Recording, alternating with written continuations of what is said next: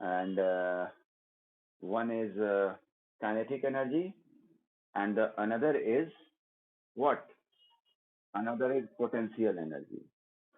और दूसरा अगर हम कहें तो एक देखो एडमिट एक मिनट जरा इंटरप्ट करना पड़ेगा बाबू, क्योंकि कल का वीडियो हो सकता है कि ये गया होगा, लेफ्ट टू राइट गया है।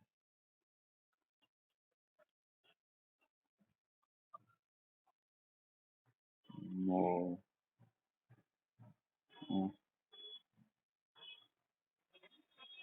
तो देखो तो energy, capacity to do work, and if this capacity to do work is due to motion, then we will say that in that body kinetic energy is conserved. Okay, यानी अगर उसमें capacity है work करने का due to motion, तो उस body में जो एनर्जी कंजर्व है वो कौन सा एनर्जी है? That is kinetic energy. आज हम जो चर्चा करेंगे वो किसी बॉडी में जो एनर्जी कंजर्व होगा वो या तो उसके शेप के कारण, कॉन्फ़िगरेशन के कारण, या उसके पोजीशन के कारण।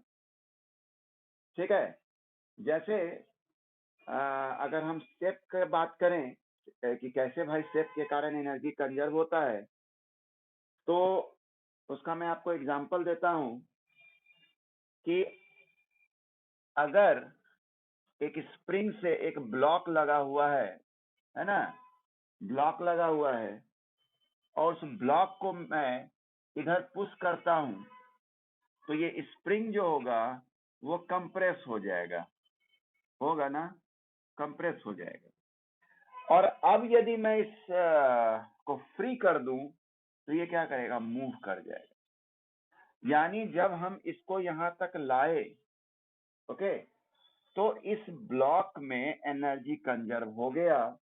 क्यों कंजर्व हो गया? क्योंकि ये स्प्रिंग से कनेक्टेड था और वो स्प्रिंग का कॉन्फ़िगरेशन यानी शेप जो हुआ वो चेंज हो गया। ठीक, तो क्या हुआ? इसमें एनर्जी कंजर्व हो गया ना, यही बात कह रहे हैं कि यहाँ पर अगर इस ऑब्जेक्ट में हम कहेंगे कि क्या एनर्जी कंजर्व है, तो जवाब आएगा नो। लेकिन यहाँ पर अगर कहेंगे कि एनर्जी कंजर्व है तो जवाब आएगा यस। लेकिन ये एनर्जी कंजर्व क्यों है? तो ड्यू टू चेंज इन, हाँ, कोई बच्चा पापा बुला रहा है भाई, तो उसको पापा की तरफ कर दें। ठीक, तो तो यहाँ पर क्या हो गया? एनर्जी कंजर्व हो गया, और वो एनर्जी किस कारण से कंजर्व हुआ? जल्दी बताइए ऋषभ भाई। Due to step. हाँ, और ऐसे एनर्जी को ही हम लोग कहते हैं पोटेंशियल एनर्जी। लेकिन अगर शेप का बात है, कॉन्फ़िगरेशन का बात है, तो उस केस में एक और उसमें प्रीफिक्स लगा देते हैं हम लोग, एक और वर्ड ऐड कर देते हैं, and that is elastic, elastic potential energy. Okay, elastic potential energy। ठीक है, सबको समझ आ रहा है? हाँ। एक और हम एग्जांपल देते हैं कॉन्फ़िगरेशन चेंज होने के कारण जो कंजर्व होता है एनर्जी।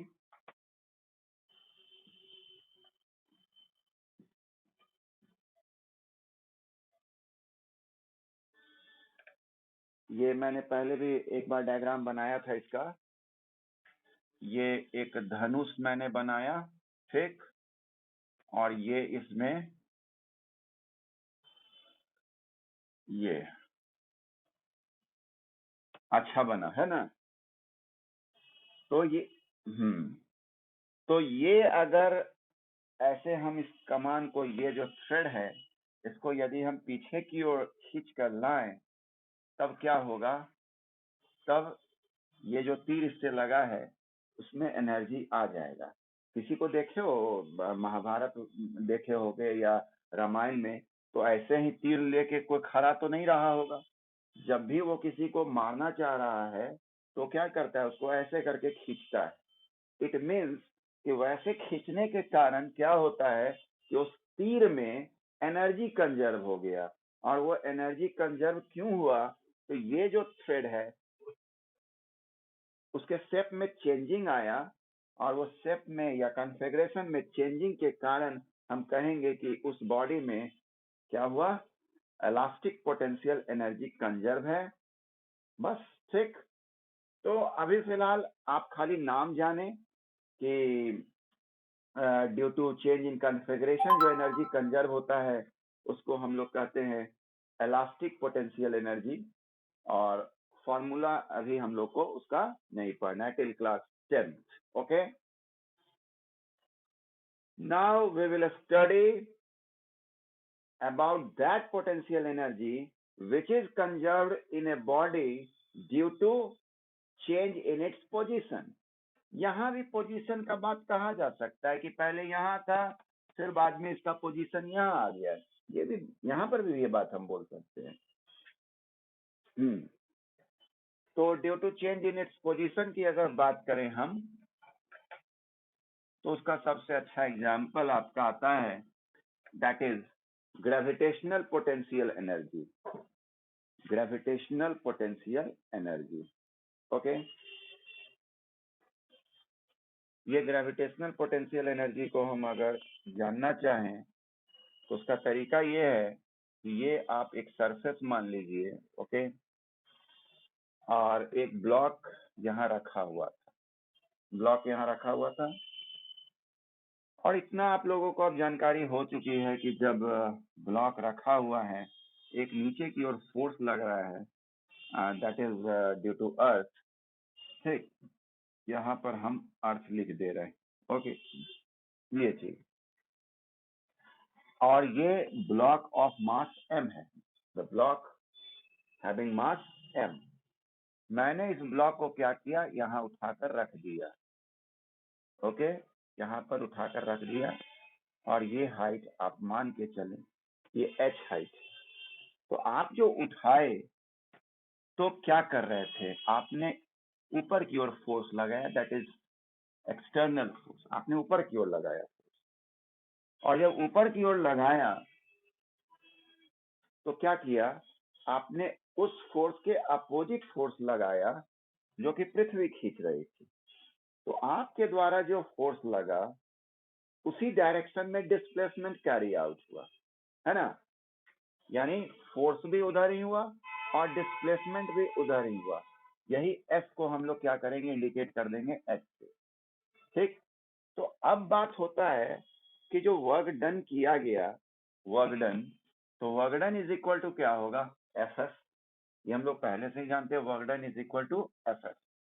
और कल का भी याद करो, काइनेटिक एनर्जी के केस में हम क्या बताए थे कि बेस क्या है, kinetic energy equivalent to work done. बोले थे ना कि एनर्जी को हम लोग क्या डिफाइन करते हैं, capacity to do work. It means energy is equivalent to work. अब डिपेंड करता है कि वो वर्क किसके कारण हुआ, जो वर्क आप किए हैं वो किस कारण से हुआ, ड्यू टू मोशन या ड्यू टू पोजिशन। वहां था मोशन, ड्यू टू मोशन, और वहां हम लोगों ने क्या किया, एक्सेलरेशन फाइंड आउट किया। वहां हम लोगों ने एक्सेलरेशन फाइंड आउट किया, जो कि हमारा आया था v²/2s। लेकिन बेस हमारा तो फॉर्मूला यही था, kinetic energy is equal to work and work is equal to F S. और एफ की जगह एम ए, एफ और ए की जगह हमने वैल्यू पुट किया था जो v²/2s आया था, और एस कैंसिल हुआ था, याद है ना। When u is equal to 0, when u is equal to 0। किसी के घर से आवाज आ रही है, कृपया वो म्यूट कर लें। हेलो, किसी के घर से आवाज आ रही है। ये अर्नब, तुम्हारा माइक ऑन है भाई। अर्नब, माइक म्यूट करो बच्चा। अच्छा, ओके, ठीक।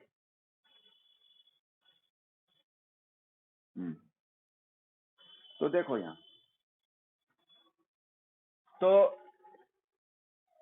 वर्क डन इज इक्वल, तो बेस हमारा ये है, बेस हमारा ये हुआ।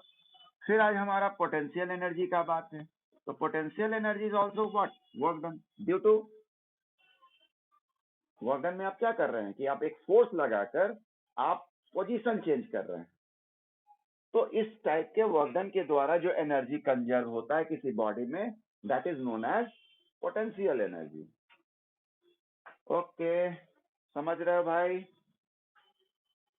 समझ रहे हो सब लोग? प्रत्युष है क्लास में? Good.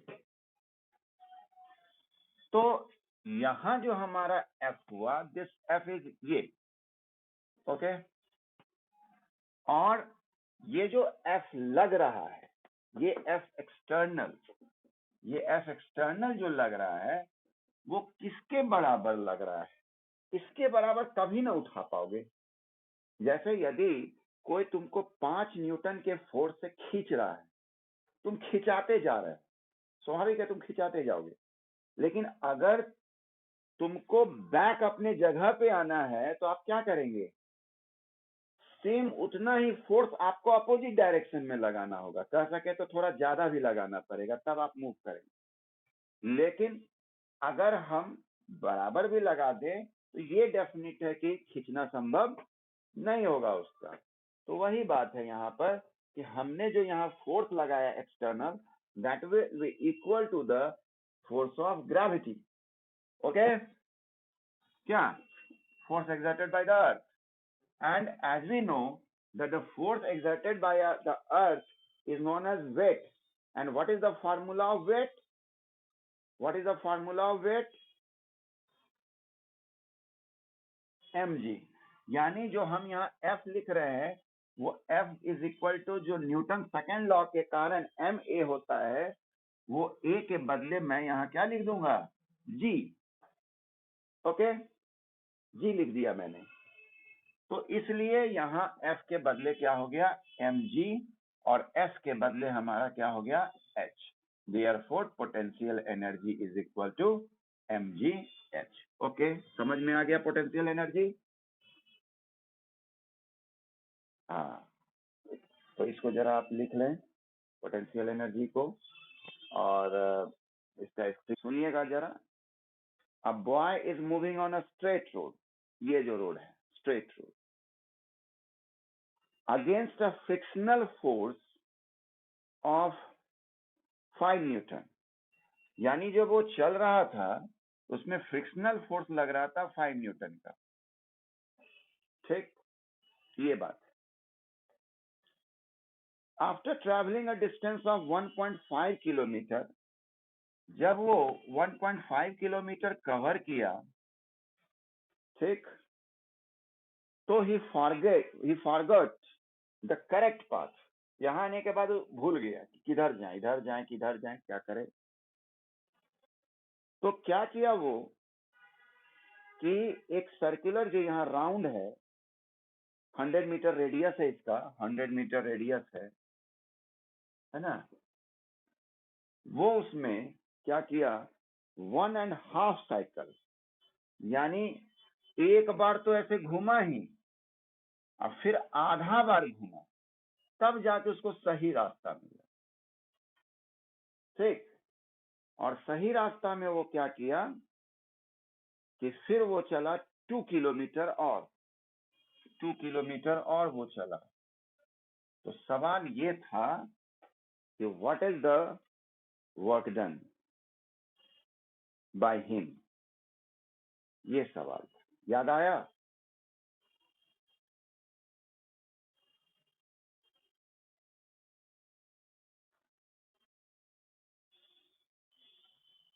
Yes sir, Om Prakash. तो इसमें यही था बात कि कुछ बच्चे को लगेगा कि work done is equal to F S होता है, तो चलो भाई ये मैं 5 लगा देता हूं, और एफ तो डिस्प्लेसमेंट बताए थे सर, इसलिए ये भले 1.5 चक्कर लगाया, डिस्प्लेसमेंट तो 1.5 प्लस ये डायमीटर और प्लस ये 2, ये बच्चों के दिमाग में आएगा, लेकिन वो गलत हो जाएगा। ठीक है, वो गलत इसलिए हो जाएगा, यहाँ पर बड़ा एम्फसाइज करके दिया है ये वर्ड अगेंस्ट फ्रिक्शनल फोर्स।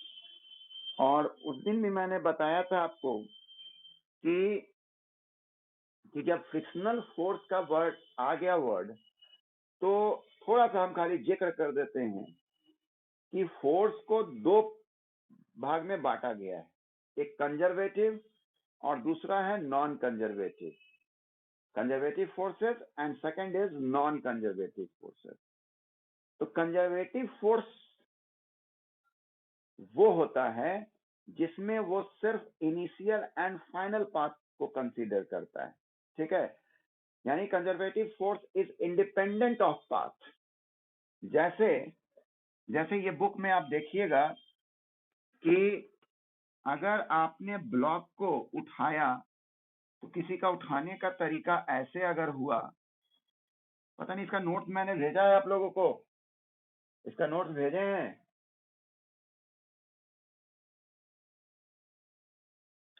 तो ये पाथ अगर नहीं भेजे, तो ये पाथ अगर मैंने कंसीडर किया, मैं ऐसे करके घुमा घुमा के ले गया और आपसे पूछा जाए फोर्स ऑफ ग्रेविटी के द्वारा क्या वर्क डन हुआ, तो force of gravity doesn't depend upon the path.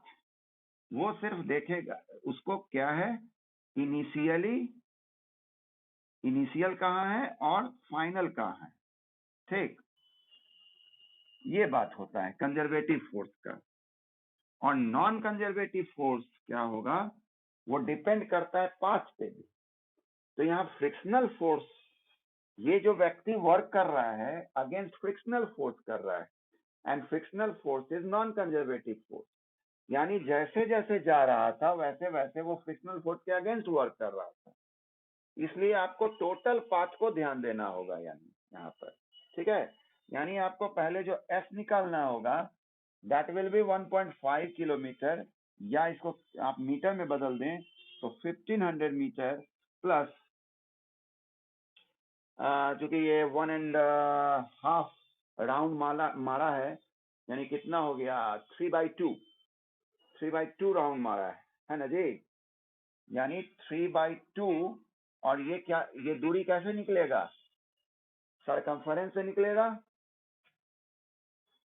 Circumference से निकलेगा। और सरकमफरेंस हम क्या जानते हैं, 2πr, ठीक। प्लस हमारा क्या हो जाएगा 2000 मीटर। और ये कैलकुलेट करके हमारा आया था 4442, ठीक है, 4442 मीटर, 4442। और अब work done is equal to F S. F हमारा दिख रहा है नहीं आता, हाँ, एफ हमारा है 5 और एफ हमारा 442 है। ये आंसर आ जाएगा। कुछ बच्चे का था कि ये लास्ट में हम लोग डिस्कस किए थे तो समझ नहीं आया था, इसलिए मैंने इसको रिपीट किया। 22210 is the final answer, 22210 joule. तो ये आप हमेशा ध्यान रखें कि बेस तो हमारा यही एफ एस ही है ना। वैभव सिंह चौहान अब आ रहे हैं, ये हमेशा लास्ट में आते हैं। चलिए नेक्स्ट आप देखिए,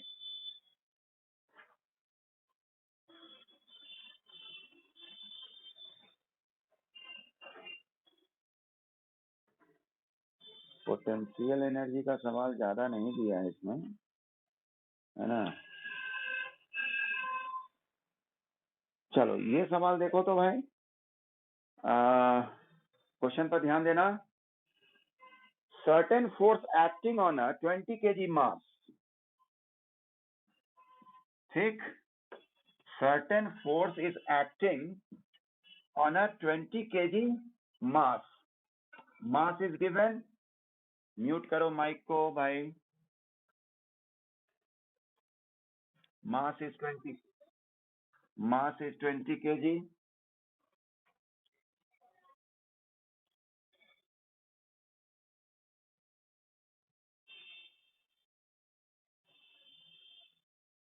तुरंत एक्टिव हो जाए आप लोग तो हम लोग से ज्यादा मोबाइल जानते हैं भाई, जैसे ही घर में आवाज उबाज होने लगे ज्यादा, तुरंत माइक को म्यूट कर दो, बेटर यही होगा।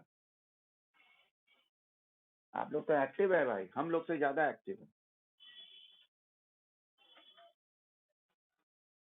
अब देखो एक बच्ची का चेहरा आ रहा है। ओ, वीडियो ऑफ करो। हाँ ध्यान दो। तो mass is 20 kg and certain force is acting on it. Mass is 20 kg.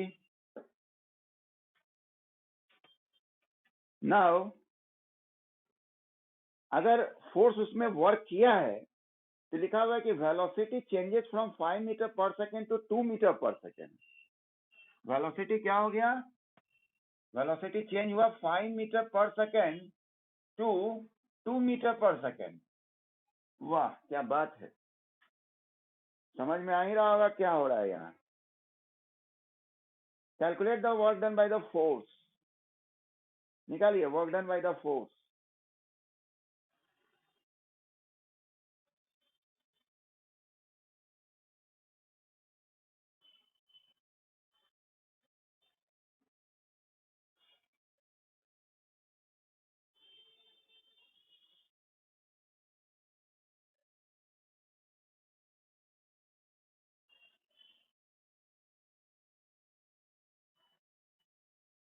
बोलो।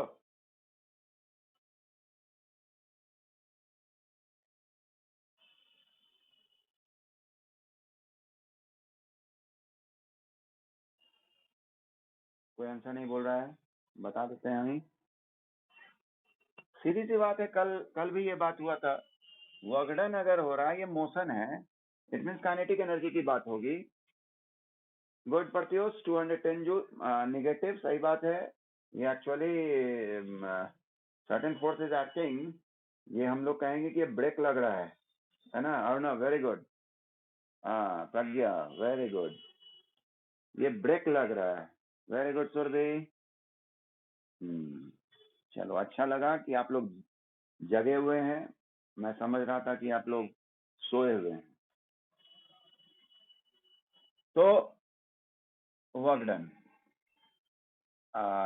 कल मैंने बताया था कि this is due to motion and if u is equal to 0 then okay half mv square, and if हाँ ठीक, and if it is not, if u is not equal to 0 then what we will write for kinetic energy, that will be half mv square minus u square।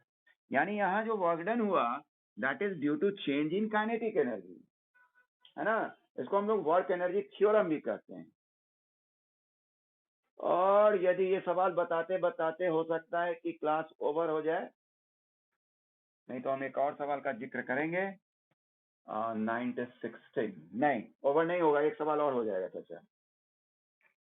तो half into 20 भी हमारा 2 है, 2 का square, u हो गया 5, okay 10 into 25 minus 4 यानी -21, 210 joule. Negative work done, इसका मतलब जरूर फोर्स और डिस्प्लेसमेंट दोनों क्या है? अपोजिट है। देखो यहाँ पता चल गया ना ये बात कि निगेटिव आने से हम लोग को समझ, हम तो अभी यहाँ डायग्राम बनाए ऐसे, फोर्स को इधर लगाए थे और हमारा वेलोसिटी 5 मीटर टू 2 मीटर, लेकिन सवाल बनाने पे पता चल रहा है कि force and displacement are in opposite direction, है ना? Therefore the work is negative. It means जरूर यहाँ पर क्या लग रहा है? बोलो जल्दी। हेलो प्रत्युष कुमार, अर्णव, ओम प्रकाश, जल्दी बोलिए।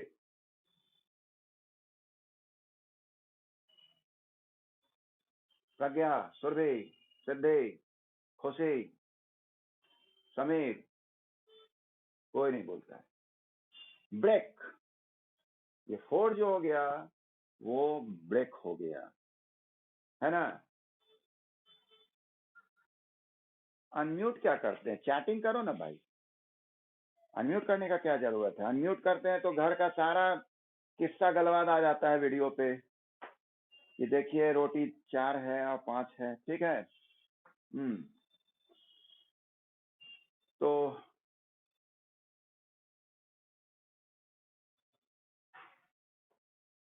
नेक्स्ट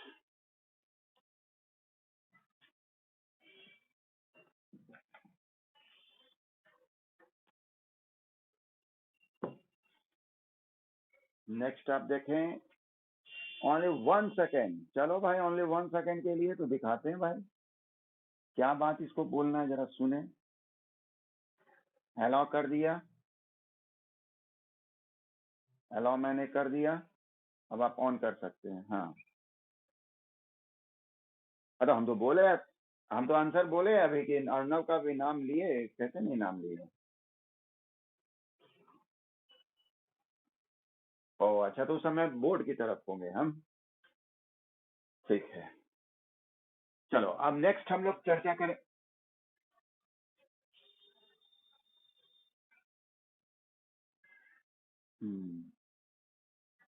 हाँ, म्यूट कर दो।